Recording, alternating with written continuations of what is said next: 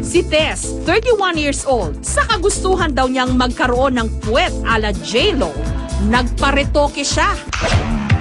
November 2008, nilagyan ng butt silicone implant si Tess. Ginuhitan ang balat ng kanyang puwet at saka ito hiniwa. Maya-maya pa, ipinasok na ang silicone implant. Tumagal ng 1.5 oras ang operasyon.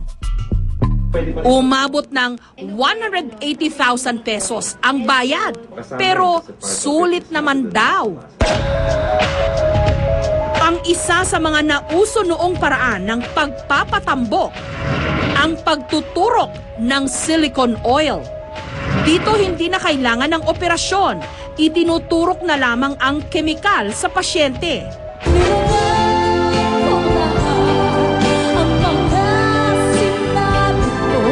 Taong 1998, nagpaturok ng silicone oil sa puwet ang sexy singer na si Selena Sevilla. Although sexy naman ako noon, sabi nila, kaya lang kulang talaga yung butt ko. At saka at that time, silicone oil, parang maugong na talaga sa friends ko. Uy, silicone oil, ano yan? Yan ang bagong teknolohiya ng pagkapaganda. Pero makalipas ang 10 taon, ang dating mabilog at makinis niyang puwet, unti-unting nagsugat at na-impeksyon pa. Yung simple pimple na lumalabas, unti-unting lumalaki hanggang sa parang naging burned na yung skin ko, na parang lumubog na yung portion.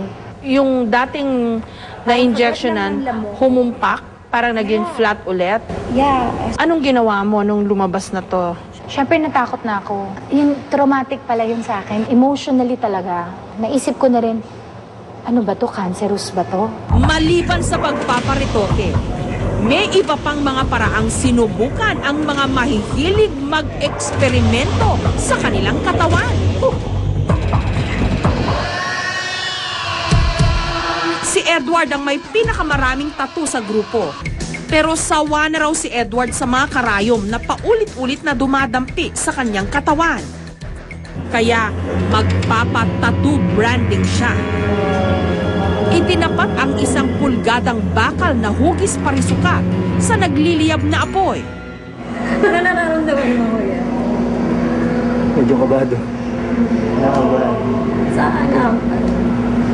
Kasi di ko pa di ko pa alam yung sakit na.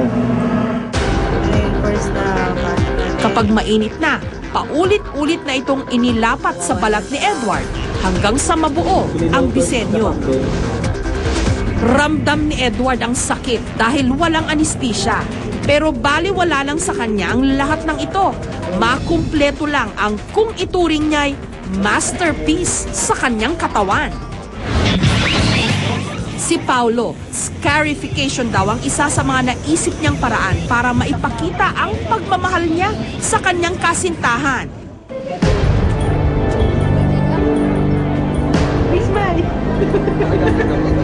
Trinace sa binti ang disenyo.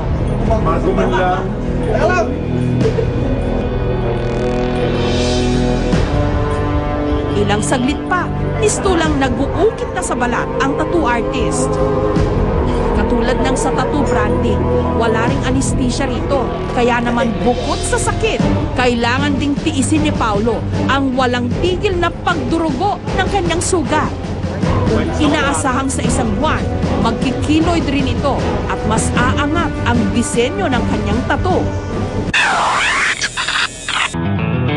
Si Ariel, 23 anyos, sawa na raw siya sa mga tribal design sa kanyang braso. Panahon na raw para magkaroon siya ng bagong tattoo sa loob mismo ng kanyang labi. Nung tumalab na ang pampamanhid, sinimulan na ang pagtatattoo.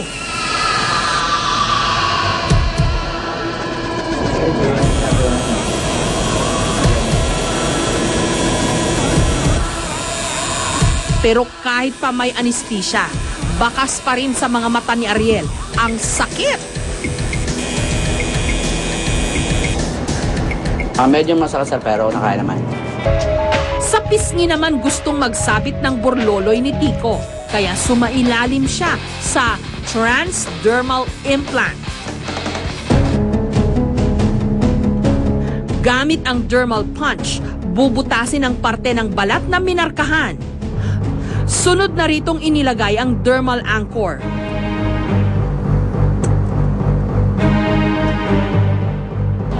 Mainit lang yung pakiramdam pero hindi mo na maramdaman once na nandiyan na parang mas mahapdi pa yung alcohol kaysa dun sa tinusok eh. Sa pagpasok ng bagong taon, tiyak na maraming bagong paraan na naman na susubukan ng marami sa atin. Mabago lang ang kanilang itsura. Pero katulad ng lagi naming ipapaalala, mag-ingat!